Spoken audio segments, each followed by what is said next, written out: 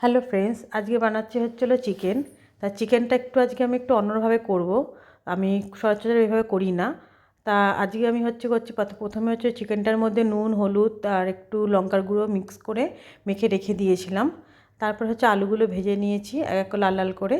তারপরে এখানে 4টে পেঁয়াজ, একটা টমেটো আর আদা রসুন নিয়ে ভালো করে সেগুলোকে সব পেস্ট করে নিয়েছি। আমার এখানে সব পেস্ট করা হয়ে গেছে। এবার হলো তেল যে আলু ভেজেছিলাম তেলটার মধ্যে, ওর মধ্যে চিকেনগুলোকে একটু ভেজে নিলাম। ভালো করে একটু লাল লাল করে ভেজে নিয়েছিলাম, মানে পুরো লাল করিনি, হালকা লাল করে ভেজে নিয়েছিলাম। তারপরে ওই তেলের মধ্যেই আমি সব মশলাগুলো দিয়ে ভালো করে মশলাটাকে কষিয়ে নিয়েছিলাম যতক্ষণ না পর্যন্ত তেল বেরিয়ে গেছিলো। তাই যে আস্তে আস্তে মশলা কষতে কষতে মশলা থেকে তেলও বেরিয়ে গেছে।